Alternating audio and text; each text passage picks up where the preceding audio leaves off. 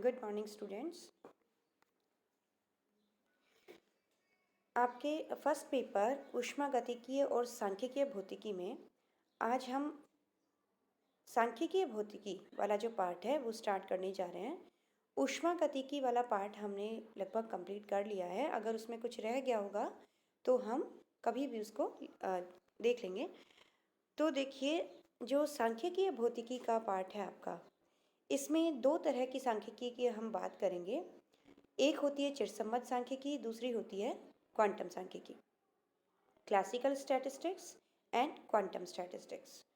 तो सबसे पहले तो हम बात करते हैं कि सांख्यिकीय क्या होता है और उसकी क्या उपयोगिता है। तो देखिए, सांख्यिकीय यांत्रिकी एक ऐसा मेथड है, एक मेथडोलॉजी है जिसके द्वारा हम निकाय के स्थूल गुणों का अध्ययन निकाय के अति सूक्ष्म गुणों के रूप में करते हैं। मतलब ये हुआ कि अगर देखिए, हर एक सिस्टम पार्टिकल्स से मिलकर बना है। अब उसमें मॉलिक्यूल्स भी हो सकते हैं या एटम्स भी हो सकते हैं। तो उन पार्टिकल्स को हम किसके फॉर्म में देख रहे हैं, ये उसकी स्ट्रक्चर पे डिपेंड कर रहा है।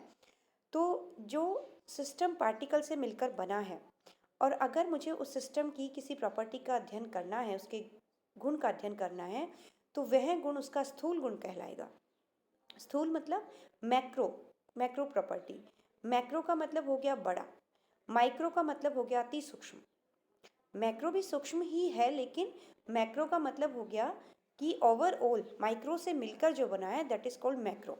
तो स्थूल गुणों के अध्ययन करने के लिए हम क्या करेंगे, उसके जो कंस्टिट्यूएंट पार्टिकल हैं जिनसे मिलकर वो सिस्टम बना है, और उन पार्टिकल्स की डिफरेंट प्रॉपर्टीज़ का हम, जैसे हमने मान लीजिए फॉर एग्जांपल 100 पार्टिकल से मिलकर कोई सिस्टम बना है, तो हम क्या करेंगे कि एक पार्टिकल के लिए किसी प्रॉपर्टी का हमने अध्ययन किया और सभी पार्टिकल्स के लिए उसका समीशन कर दिया। सभी पार्टिकल्स के ऊपर उसका समीशन कर दिया, उसको ऐड कर दिया जितने पार्टिकल्स हैं। तो यह क्या मिला मुझे, सभी पार्टिकल्स के लिए उस प्रॉपर्टी का मान मिल गया।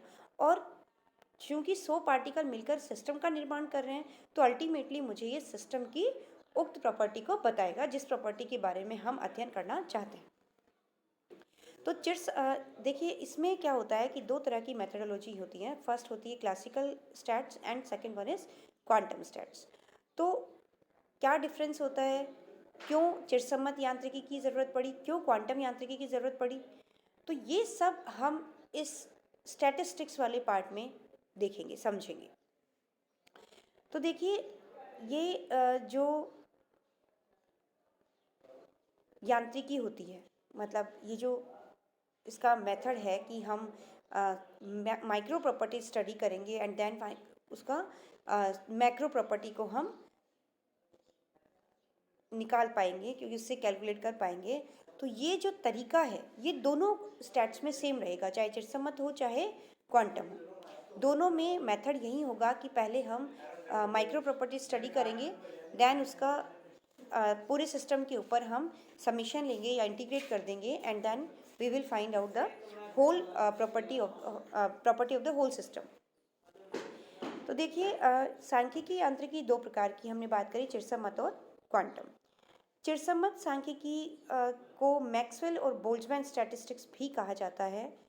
और यह चूँकि मैक्सवेल और बोल्ट्जमैन दो साइंटिस्ट थे जिन्होंने इसका पूरा जो मेथड था वो दिया, तो उन्हीं के नाम पर इसको मैक्सवेल बोल्ट्जमैन स्टैट्स कहते हैं। चिरसम्मत सांख्यिकी में केवल एक ही तरह की स्टैट्स हम पढ़ते हैं। क्वांटम स्टैट्स में दो तरह की स्टैटिस्टिक्स हम पढ़ेंगे जो कि डिपेंड करती है पार्टिकल की स्पिन के ऊपर। पहली होती है बोल्ट्जमैन आइंस्टीन स्टैटिस्टिक्स। सेकंड होती है फर्मी डिरैक स्टैटिस्टिक्स। तो यह जो दो स्टैट्स हैं, इनको हम शॉर्ट में बीई और एमबी भी कह सकते हैं, बीई और एफडी स्टैट्स कहेंगे। बोल्ट्जमैन आइंस्टीन स्टैट्स को हम बीई कहेंगे और फर्मी डिरैक को हम एफडी कहेंगे। तो ये देखिए, दोनों जो स्टैटिस्टिक्स हैं वो डिपेंड करती हैं कि जिस सिस्टम की हम बात कर रहे हैं उसमें इलेक्ट्रॉन का नहीं, पार्टिकल का जो स्पिन है वो कैसा है। जहाँ स्पिन पूर्णांक होगा, ज़ीरो होगा या पूर्णांक होता है, वहाँ हम बीई या बोल्ट्जमैन आइंस्टीन स्टैट्स को फॉलो करते हैं। और जहाँ स्पिन अर्ध पूर्णांक होता है वहाँ हम फर्मी डिरैक को फॉलो करते हैं। तो जो इलेक्ट्रॉन, प्रोटॉन, न्यूट्रॉन, जो नाभिक के पार्टिकल्स होते हैं उनमें सभी में अर्ध पूर्णांक स्पिन पाया जाता है, इसलिए इनको हम कौन से स्टेट्स में अध्ययन करेंगे? फर्मी डिरैक में। और फोटोन, फोनोन और ये सब जो होते हैं इनको हम, जिनकी स्पिन पूर्णांक होती है, इनको हम बीई स्टेट्स में अध्ययन करेंगे। तो देखिए यहाँ हमें केवल मैक्सवेल बोल्ट्जमैन स्टेट्स को स्टडी करना है, जो कि चिरसम्मत सांख्यिकीय भी कहलाती है। तो देखिए इसमें किन कंडीशंस में, किस कंडीशन में हम क्लासिकल या चिरसम्मत यांत्रिकी को फॉलो करते हैं, तो उसके लिए देखिए अगर देखिए नियत ताप पर, चूँकि हम जानते हैं कि किसी कांस्टेंट टेम्परेचर पर ऊष्मा भंडार के संपर्क में स्थित निकाय के लिए कैनोनिकल वितरण के अनुसार ऊर्जा ई की अवस्था में स्थित होने के लिए प्रायिकता, सिस्टम की जो प्रायिकता होती है कि वो ऊर्जा ई की अवस्था में रहेगा, क्योंकि सिस्टम के पास बहुत सारे एनर्जी लेवल्स हैं और किसी पर्टिकुलर एनर्जी लेवल, मतलब मैंने ई मान लिया, सपोज कर लिया उसे, तो ई में रहने की जो प्रायिकता होगी वो ई की power minus E upon K T के समानुपाती होगी।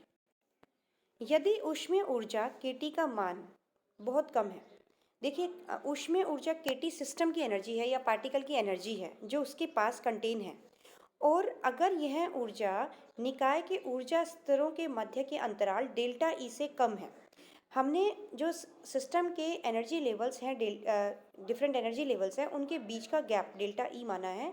तो अगर सिस्टम के पास जो एनर्जी है के टी, वह डेल्टा ई से कम है, तो देखिए डेल्टा ई से कम होने पर क्या होगा कि सिस्टम अनदर एनर्जी लेवल्स में नहीं जा सकेगा, वह केवल एक एनर्जी लेवल में जिसमें है उसी में ही रहेगा, क्योंकि उसके पास इतनी एनर्जी ही नहीं है कि वो डेल्टा ई को क्रॉस करके फर्दर लेवल्स में जा सके, पहुंच सके। तो देखिए अगर ऐसा होगा तो ऊर्जा ई और ऊर्जा ई प्लस डेल्टा ई की अवस्थाओं में निकाय की स्थित होने की प्रायिकता में बहुत अंतर होगा, क्योंकि प्रायिकता किसे कहते हैं कि उसकी प्रोबेबिलिटी कितनी है, संभावना कितनी है कि वह आगे के लेवल में मिलेगा। तो ये हम कह सकते हैं कि क्वांटम मैकेनिकली तो एक पॉसिबिलिटी होती है कि वह आगे के लेवल में मिल सकता है, लेकिन हम क्लासिकली बोलें तो ये प्रोबेबिलिटी बिल्कुल ज़ीरो होगी, क्योंकि जिस लेवल में वो होगा उसी लेवल में रहेगा, क्योंकि उसके पास इतनी एनर्जी नहीं है कि वो आगे के लेवल्स में पहुंच सके। तो अगर डेल्टा ई के इक्विवेलेंट होती है तो जस्ट अपने आगे के लेवल में जा सकता है या पीछे के नीचे के लेवल्स में इलेक्ट्रॉन आ सकता है, लेकिन हायर जो एनर्जी लेवल्स हैं उनमें अप्रोच नहीं कर सकता। ऐसी अवस्था में निकाय की ऊर्जा अवस्थाओं का विविक्त या क्वांटित होना बहुत महत्वपूर्ण होता है, क्योंकि देखिए सतत होने का मतलब तो ये हो गया कि इलेक्ट्रॉन के पास इतनी इनफ एनर्जी है कि वह किसी भी लेवल में इजीली जंप कर सकता है, लेकिन एक लिमिटेड एनर्जी है जो कि उस ऊर्जा अंतराल के कम है, या ज़्यादा से ज़्यादा हम ये मान सकते हैं कि डेल्टा ई के इक्विवेलेंट है। तो जब उसके पास इतनी एनर्जी होगी तो वो कुछ लिमिटेड एनर्जी लेवल्स में ही रह पाएगा। तो इसका मतलब ये होगा कि एनर्जी लेवल्स को हमें वहाँ क्या मानना पड़ेगा? क्वांटाइज्ड मानना पड़ेगा। क्वांटाइज्ड मानना पड़ेगा क्योंकि बीच में इलेक्ट्रॉन नहीं रह सकता है। इसके विपरीत तो यहाँ पर देखिए केटी जब लेस देन ई थी तो हमने कौन सी बात करी? क्वांटित होना बात करी, एनर्जी लेवल्स को क्वांटाइज्ड माना। लेकिन हम मानेंगे KT is very very greater than from delta E. इसका मतलब कि इलेक्ट्रॉन की एनर्जी जो, या हम इलेक्ट्रॉन का नाम नहीं लेते, हम पार्टिकल की बात करते हैं, यहाँ पर कोई भी पार्टिकल हो सकता है। तो पार्टिकल की जो एनर्जी है that is very very greater than from the energy gap between the energy levels delta E. तो डेल्टा ई से बहुत ज़्यादा होने का मतलब ये हो गया कि इलेक्ट्रॉन किसी जो उसके रीजन में आ रहे एनर्जी लेवल्स हैं सिस्टम के, उनमें किसी भी एनर्जी लेवल में जाने के लिए फ्री है, उसके पास इनफ एनर्जी है कि वो आगे के लेवल्स में भी जा सकता है। तो प्रायिकता फलन में चरघातांकी गुणांक ई की power minus E upon K T महत्वपूर्ण नहीं होगा, क्योंकि जो ये फैक्टर दिया जाता है, बोल्ट्जमैन फैक्टर हम इसे कहते हैं, E raise to power minus E upon K T को बोल्ट्जमैन फैक्टर कहा जाता है। तो यह फैक्टर कब इफेक्टिव होता है? जब हम लेवल के क्वांटाइज होने की बात करते हैं या के टी को हम बहुत स्मॉल मानते हैं डेल्टा ई से। तो इस केस में जब के टी बहुत ज़्यादा होती है डेल्टा ई के, तो इस फैक्टर को लगभग 1 ले लिया जाता है, क्योंकि ये फैक्टर महत्वहीन हो गया। जो प्रायिकता है वो अब डिपेंड ही नहीं कर रही है कि कौन से लेवल में या कौन सी एनर्जी लेवल की हम बात कर रहे हैं, तो वहाँ पर डिपेंड नहीं कर रही है। यहाँ पर क्या है, सभी एनर्जी लेवल्स के लिए प्रायिकता सिमिलर है। इस प्रकार निकाय की संभाव्य ऊर्जाओं का विविक्त होना या सतत होना महत्वपूर्ण नहीं रहेगा तथा चिरसम्मत विवरण संभव होगा, क्योंकि एक ही बात है हमारे लिए। जब KT is greater than delta ई हो जाता है तो लेवल्स को हम क्या मान लेते हैं, सभी कंटिन्यूम में आ जाते हैं और इलेक्ट्रॉन या पार्टिकल हर एक लेवल में जाने के लिए फ्री फील करता है। तो देखिए, एक तो बात हो गई कि जब KT is greater than delta ई है तो जो लिमिटिंग कंडीशन हो गई दैट इज कि क्लासिकल हम बात करेंगे, तो जो क्लासिकल लिमिटेशन हो गई, या हम कहेंगे क्वांटम मैकेनिक्स की जो लिमिट्स हो गई कि कब वो क्लासिकल की तरह बिहेव करेगा, तो कब करेगा, जब इलेक्ट्रॉन या पार्टिकल की एनर्जी गैप, जो एनर्जी इंटरवल है लेवल्स का, उनसे बहुत ज़्यादा हो। उस केस में हम क्या करेंगे, क्लासिकल मैकेनिक्स की बात करेंगे। सेकंड केस क्या आता है कि यदि हम माने, क्योंकि हम जानते हैं हाइजेनबर्ग सिद्धांत के अनुसार डेल्टा क्यू डेल्टा पी का जो प्रोडक्ट होता है दैट इज ग्रेटर देन और इक्वल्स टू एच क्रॉस होता है। And what is H cross equivalent to H upon 2 pi, जहाँ पर एच प्लैंक कांस्टेंट होता है। तो यहाँ से देखिए कि चिरसम्मत सिद्धांत जो क्लासिकल मैकेनिक्स है या क्लासिकल थ्योरी है, उसको हम कब वैलिड मान सकते हैं, तो हम एक कण मानते हैं, किसी कण की स्थिति और उसके संवेग का अनंत यथार्थता टोटल प्रेसिशन के साथ वर्णन संभव होता है अकॉर्डिंग टू क्लासिकल थ्योरी। तो क्लासिकल थ्योरी कहती है कि किसी भी कण की किसी भी समय पर और किसी भी दिशा में हम एक साथ उसकी स्थिति और मोमेंटम मेजर कर सकते हैं। तो हमने माना कि किसी कण का संवेग p है किसी टाइम पर, और उस कण की स्थिति की हम इस तरह से व्याख्या करना चाहते हैं कि हम क्वांटम यांत्रिकी को या क्वांटम जो इफेक्ट है उसको विलुप्त, उसका लोप कर दें, उसको ख़त्म कर दें या उसको नगण्य कर दें, कि हम सिर्फ क्लासिकल थ्योरी की बात रह जाए। तो इसके लिए हम क्या करेंगे कि उस कण को मिनिमम हम कितने स्थिति पर या पोजीशन पर हम उसको लोकलाइज कर सकते हैं, मिनिमम, मैक्सिमम की बात नहीं करें, हम मिनिमम की बात करें कि मिनिमम कितनी पोजीशन में वो पार्टिकल रह सकता है जिसका संवेग p है। तो इसके निकालने के लिए हम क्या करेंगे, यूज़ करेंगे हाइजेनबर्ग थ्योरी को, तो जो कि कहेगी कि delta Q delta P is greater than equals to H cross है। तो यहाँ पर डेल्टा क्यू हमने मान लिया स्मॉल s, वो जो मिनिमम डिस्टेंस है वो मैंने मान ली s into P is greater than और इक्वल्स टू एच क्रॉस आएगा। तो यहाँ पर s पर जो कंडीशन लगेगी कि कितनी डिस्टेंस वो होगी, तो s should be greater then H cross upon p, क्योंकि p मुझे ज्ञात है। तो s जो है उसको मैं लिख दूंगी ग्रेटर देन और greater than h upon p, because 2 pi is a constant. तो मैं 2 पाई का डिवीजन लग रहा है ना, तो s तो उससे भी ग्रेटर देन ही होगा, तो 2 पाई को मैं उसको छोड़ देती हूँ, नगण्य मान लेती हूँ, या s ग्रेटर देन हो गया lambda. h upon P equals to जो लैम्डा होती है उसे हम डी ब्रॉगली वेवलेंथ भी कहते हैं। तो यहाँ पर जो हमारी डिस्टेंस आई पार्टिकल की लोकलाइज्ड होने की, कब, जब हम क्लासिकल थ्योरी को अप्लाई करना चाहते हैं। तो क्लासिकल थ्योरी को अप्लाई करने की कंडीशन मुझे मिली है, क्या मिली है, कि s should be greater then very much greater than the de Broglie wavelength, कि जो सिस्टम से रिलेटेड जो कॉरस्पॉन्डिंग जो डी ब्रॉगली वेवलेंथ होती है, तो लोकलाइज्ड डिस्टेंस की वैल्यू उस डी ब्रॉगली वेवलेंथ से मच ग्रेटर देन होनी चाहिए। तो ये यहाँ पर इस कंडीशन में, इस लिमिटिंग कंडीशन में क्लासिकल थ्योरी को हम अप्लाई कर सकते हैं एंड क्वांटम थ्योरी को हम नेग्लिजिबल मान सकते हैं। तो हमारे पास दो चिरसम्मत सन्निकटन वैध होंगे, दो कंडीशंस ऐसी आ गई जहाँ पर हम क्लासिकल थ्योरी को अप्लाई करेंगे, which are, one is KT should be greater than delta E and S greater than lambda. तो ये हमने बात कर ली क्या, कि कब हम क्लासिकल थ्योरी की बात करेंगे, किस सिस्टम में, किस कंडीशन में हम क्लासिकल थ्योरी अप्लाई करेंगे। अब देखिए फेज स्पेस क्या होता है, कला निर्देशाकाश, जो कि सांख्यिकीय दृष्टिकोण से सरलतम तंत्र एक परमाणु गैस होती है। अगर हम किसी ऐसे सिस्टम की बात करें जहाँ पर हमें मिनिमम डेटा की ज़रूरत पड़े, हमें मिनिमम कैलकुलेशंस की ज़रूरत पड़े, तो वो एक ऐसा सिस्टम होगा जिसमें एक ही पार्टिकल है। तो ऐसा सिस्टम होता है एक परमाणु गैस, जिसके अंदर एक ही परमाणु होता है। तो उससे रिलेटेड जो डिफरेंट डिग्रीज ऑफ फ्रीडम होंगी या डिफरेंट जो पैरामीटर्स होंगे वो क्या होंगे, मिनिमम होंगे। तो ये सबसे सरलतम सिस्टम होता है सांख्यिकीय दृष्टि से। और अगर आणविक दृष्टिकोण से गैस की अवस्था के पूर्ण विवरण में प्रत्येक अणु की स्थिति तथा वेग के लिए कथन आवश्यक है। अर्थात कहने का मतलब ये हुआ कि अगर हम बात करें किसी गैस में कोई अणु है और उस गैस की अवस्था का पूर्ण विवरण हमें करना है। देखिए, अवस्था किसे कहते हैं, स्टेट।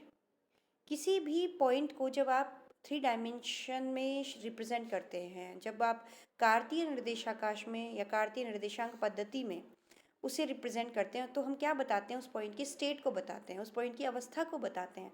किससे बताते हैं, 3 कोऑर्डिनेट से बताते हैं, एक्स वाई एंड जेड बताते हैं।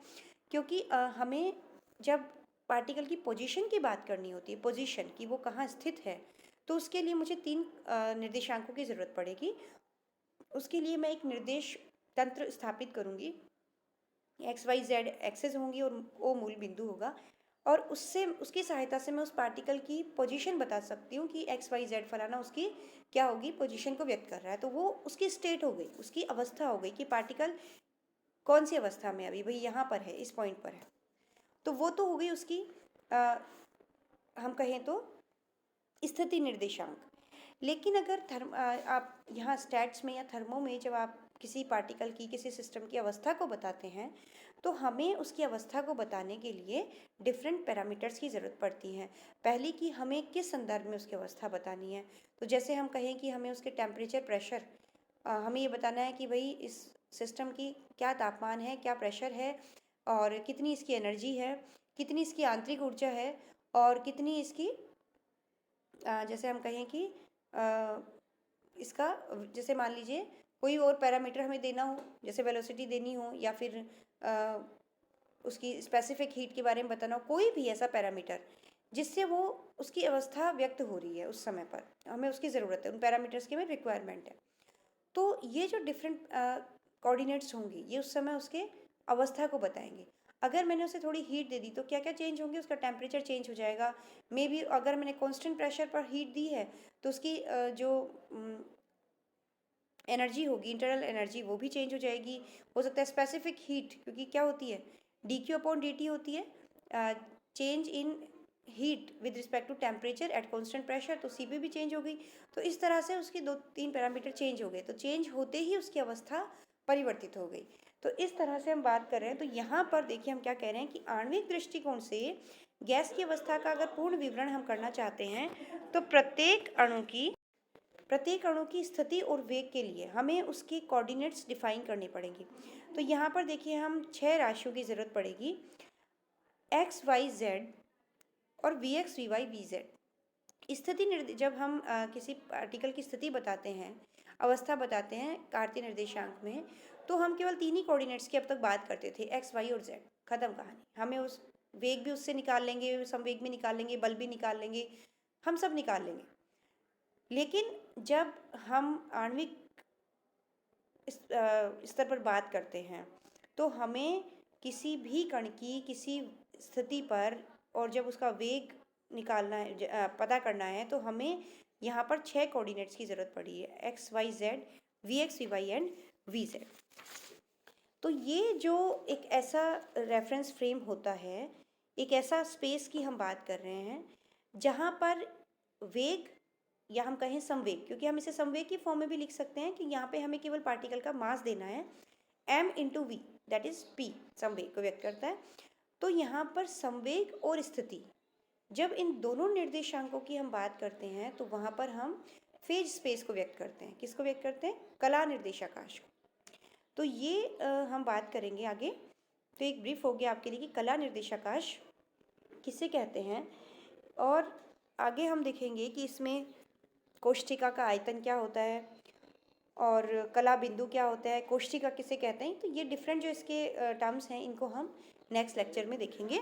और इनसे रिलेटेड हम आगे micro states and macro states पढ़ेंगे। थर्मोडायनेमिक प्रोबेबिलिटी एंड एंट्रोपी की बात हम करेंगे इसमें, वो हम नेक्स्ट लेक्चर में देखेंगे। Thank you.